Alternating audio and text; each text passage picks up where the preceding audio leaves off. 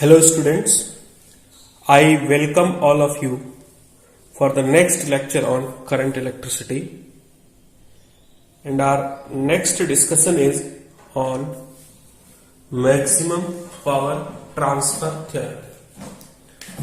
Using this theorem actually we should get the concept about the connecting a load across any battery. Suppose we have a battery of EMF E and internal resistance R. Now I have to use this battery across any load. Then what should be actually the specification of the load or any external element so that the capability of the battery can be utilized most. So I just connect a resistance here. Externally, any load can be there, a load of resistance RL. So actually we have to find here that what should be the value of this load resistance or the load element so that the battery will provide the maximum power to this load. So for the connection of a load resistance, what will be the current through this load? The current I can be written as E upon RL plus R. See here. Next, after calculating this current, if we see the power delivered to the load, it will be I square into RL. Whatever the current flows through the resistance, square into the load resistance. Giving the value of current from this I equals to E by RL plus R, we will get the power across the load as E by RL plus R whole square into RL. Now actually I have to find the condition for connection of a load resistance for which the battery will be able to provide the maximum power to the external load. Now we know for maximum minimum we do differentiation. So I will differentiate the power delivered to the load with respect to the load resistance. And I have considered this relation as a relation number 1. Now, by making this differentiation equal to 0, I will have to solve the differentiation. The power across load will be E square into RL upon RL plus R equal to 0. If we differentiate these values, E square will be a constant value for a given battery, so it will be 0 on the RHS side. So I will have to differentiate only this factor with respect to RL. So differentiating RL plus R whole square DRL by DRL minus, remember this relation, we will use that again. Then differentiating the denominator RL plus R whole square by DRL equal to 0. If we differentiate this value, we will be getting RL plus R whole square minus RL into twice of RL plus R equal to 0. Twice from what? This difference is RL plus R. Now from this relation we will take common of what? RL plus R and will send into the RHS side. So the remaining factor will be RL plus R minus twice of RL, which is equal to 0. If you see, the condition for maximum power delivered to the load will be RL equal to R. Now what is the meaning of this relation? It means what? If we connect a load having resistance equal to the internal resistance of the battery then the maximum power will be delivered to the load. This is the meaning of this RL equals to R, because we have calculated the load connection for what? Having maximum power across the load. Now using this relation RL equals to R, if I calculate the what amount of maximum power, means from relation first, if you see, the power will be E upon RL is equals to R square into R. So the maximum power delivered to the load will be E square upon 4R. Okay. Now next thing, this is a very important result. Two important results we have calculated, these two. Now the next, we will see what is the efficiency of this circuit. For calculating the efficiency of this circuit, efficiency means what? Output power upon input power. Here the output power is power across load upon input power, whatever the power is provided by the battery. Now the efficiency can be written as power across the load I square RL, power given by the battery I square RL plus R. Now if you see, the efficiency is always written in percentage, so I'll have to make RL on RL plus R into 100%. This is third important result for this theorem. Now for maximum power delivered to the load, the result is RL should be equal to R. For maximum power, what should be the percentage efficiency? Make R upon R plus R into 100. We will get 50% as the efficiency of this circuit. Now, the last important thing for this maximum power transfer theorem, it may be asked directly in the exams, like graph of power given to the load versus the load resistance RL. So we know power given to the load is E upon RL plus R square into RL. If you plot this graph, this is the power across the load, this is the load resistance, you will get it like this. Means this will be the condition of what? This will be the symmetric curve across RL equals to R. For this value RL equals to R, we will be getting maximum power which we have calculated E square upon 4R. Remember this graph. And one more graph will be for efficiency versus the load resistance. We have calculated the percentage efficiency. It is equivalent to what? RL upon RL plus R into 100%. Now the efficiency, if we plot here, for this I'll have to write few points, like RL being less than R, you will get the percentage efficiency less than 50%. Calculated RL equals to R, we will be having efficiency of 50%.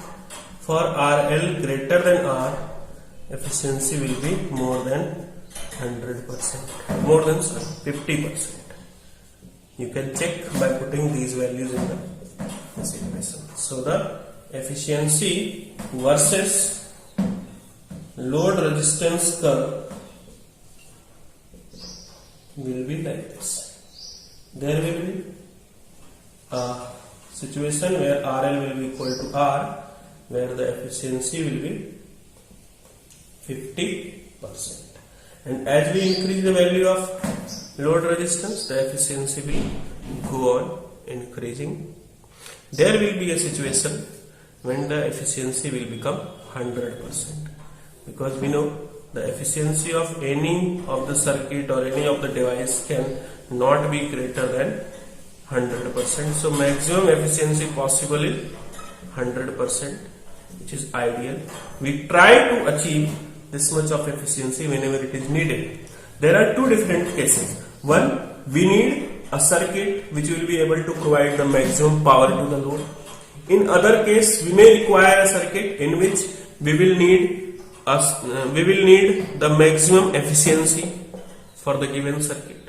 So according to the application required, we will be using these circuits. But mainly we discuss the maximum power transfer theorem for maximum power. Actually, what should be the load so that the maximum power will be given to the load because of this battery. So if we keep RL equals to R, the load will be able to draw maximum power from the battery, or we can say that the battery will be able to provide maximum power to the load. For other cases, there will not be the maximum power given to the load. Let's see the next important discussion, which is the calculation of equivalent resistance for a symmetrical circuit. If we talk about the symmetrical circuit, then there are two basic type of symmetricity. One is called mirror symmetry and another one is called folding symmetry.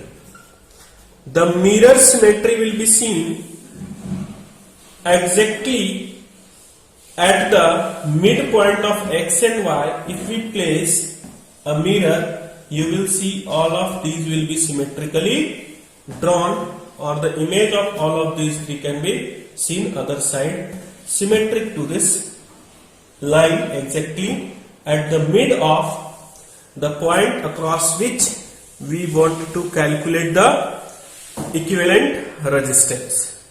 Next is the folding symmetry. Folding symmetry means along this line across which we want to calculate the equivalent resistance, if I fold this circuit, then these resistances will get superimposed on the respective resistances. So there are two cases of symmetry, and according to the symmetry we will be solving the respective question.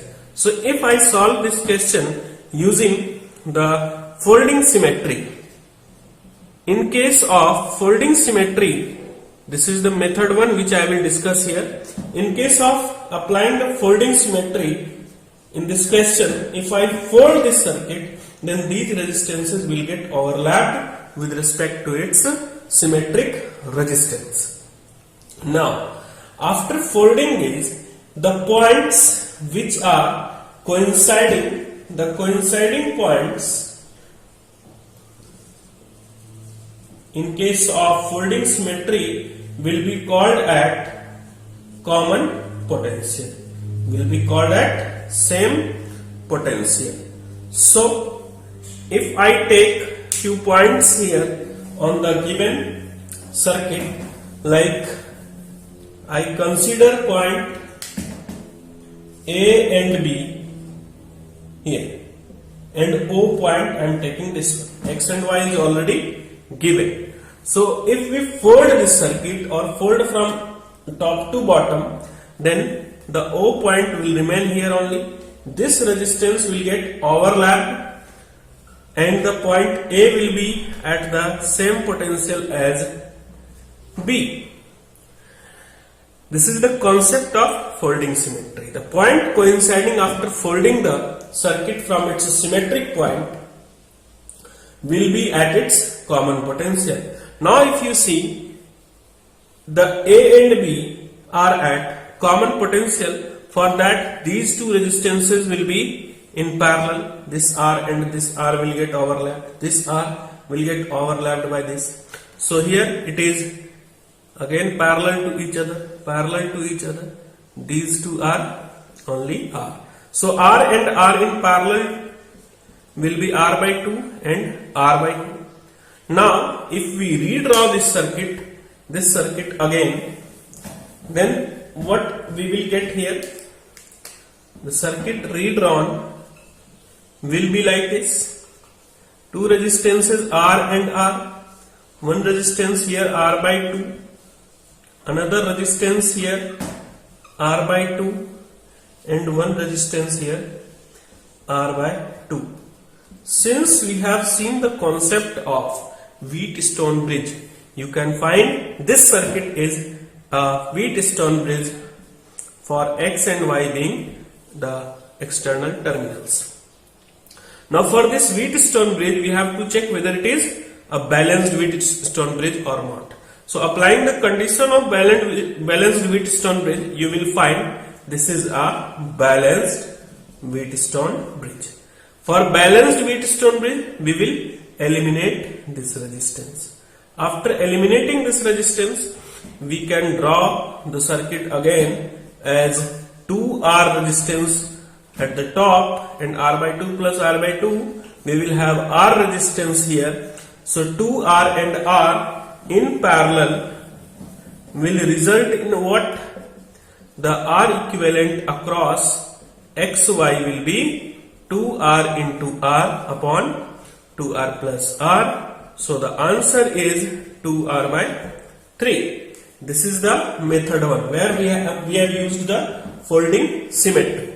Now if I solve the same question using other method, by using some current flowing in the circuit concept like this, if I consider the current I enters in the circuit from X, then it will come out from the circuit at Y. Now suppose the current going into this section is I1, and if you see the circuit is symmetric here, so the same current I1 will go in this circuit also. So the current going in this branch will be what? I minus 2I1. Now if the circuit is symmetric and I1 current is here, then here also it will have I1 current and I1 current.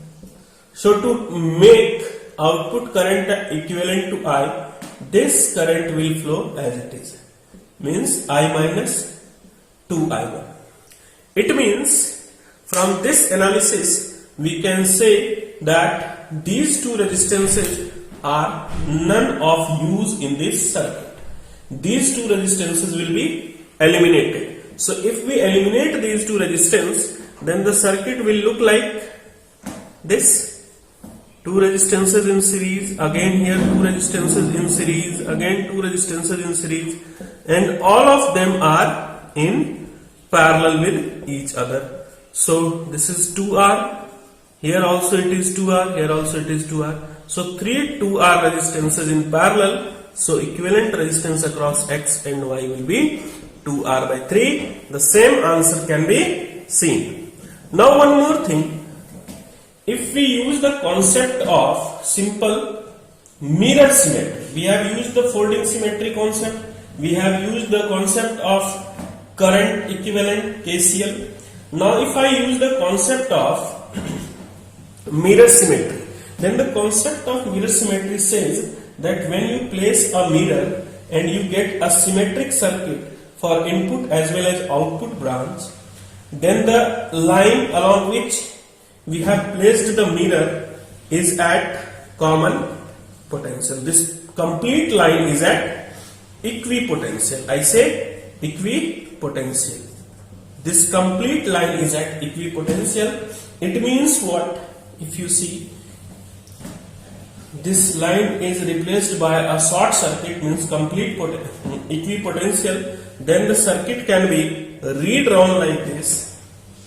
Listen, this R will be in parallel, and this is the point of A, O as well as B. Then here also R in parallel. This will be R by 3, this one will also be R by 3. This is X, this is Y. So the equivalent resistance across X and Y will be 2R by 3. This is the concept of symmetry. So we have solved this problem using three basic methods. First method we have used the folding symmetry. Second method I have used the simple KCL law applied. In applying KCL law, I have detected that which resistance is none of use in this circuit. And third method I have used the mirror symmetry. In case of folding symmetry, we have to be very careful about the points which are coinciding after folding the circuit will be at common potential, and in case of mirror symmetry, the complete line where we place the mirror will be a short circuited line, means will be at equipotential. Now for the same question, if I change the question here, this becomes 2R and 2R. So using the last method, this A, O and B complete line will be short circuited, and these three will become in parallel. So this is R by 3, this is 2R by 3. So the equivalent resistance in new question will be R by 3 plus 2R by 3. So the answer will be R. So these are some varieties of questions. Actually such questions are repeated as it is with different values of resistance. So be very careful while using these methods. Very rarely asked, but whenever asked, it is very simple when we use the concept of symmetry.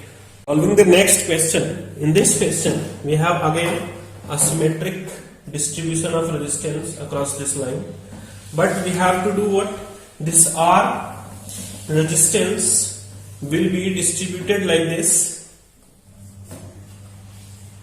R by 2 with this element and R by 2 with this section of the circuit. Now if we solve these two, it will be R and R by 2 in parallel, and then this value will be in series with R.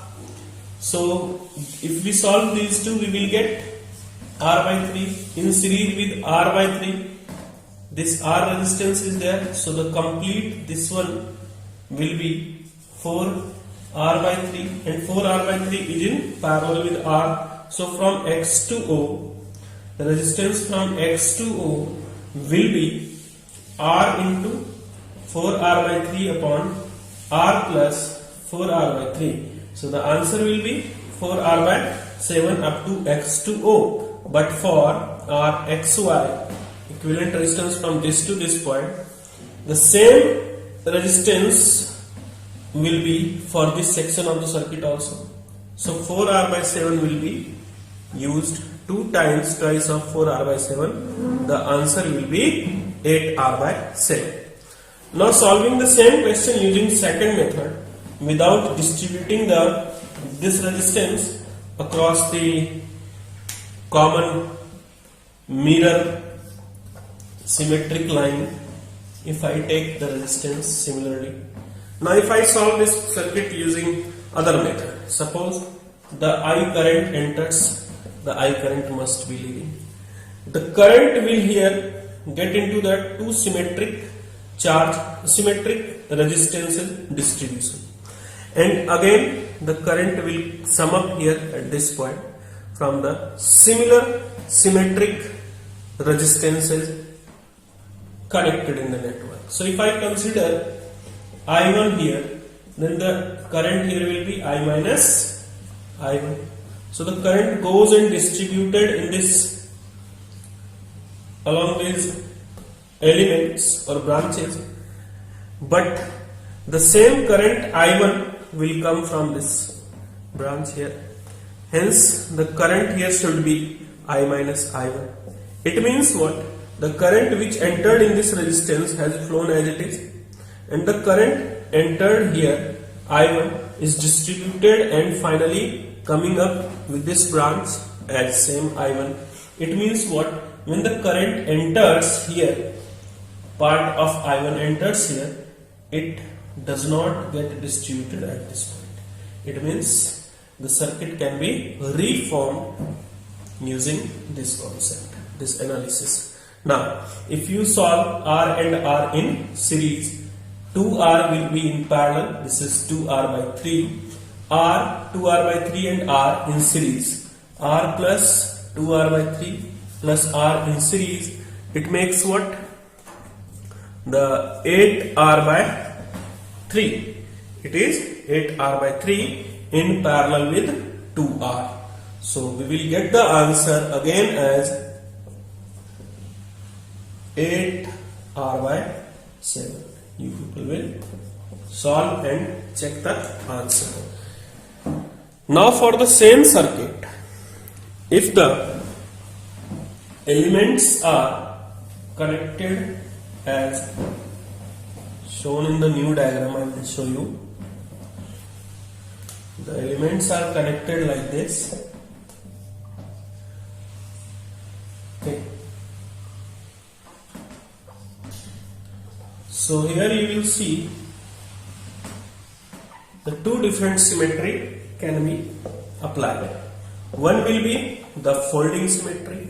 We can fold this one across the line joining the points across which we want to calculate the equivalent resistance. If we fold this complete circuit, then this R will come in parallel with this one, this R will come in parallel with this one, because this A and B will coincide after folding, and after folding the points coincide, it means the points are at common potential. Similarly, C and D will coincide. It means what should we do? We should simply fold the circuit, and after folding this one will become R by 2, R by 2, R by 2, R by 2, R by 2, and the point AB, CD will come here. Again using the same concept, if I1 goes here, then I minus I1 will go there. So I1 should come from this branch. If I1 coming from this branch, then it should be I minus I1. It means no current getting here. So the circuit will be like this. For this case, you can solve and you can calculate for the answer. I will write the answer directly. The answer should be 4R by 5. If you do not get the same answer, then let me know on my WhatsApp number. So, thanks for today's lecture. Now, we will see some more circuit for calculation of equivalent resistance. Now, we have up to this lecture completed with 70% of current electricity. The remaining 30% of current electricity lecture will be uploaded soon by day after tomorrow or within 2 or 3 days. So keep learning and keep solving questions also. I have already given you the homework. I will provide you with some PDF questions also, so that you can go through those questions. Thank you so much for today's lecture. Take care, all of you.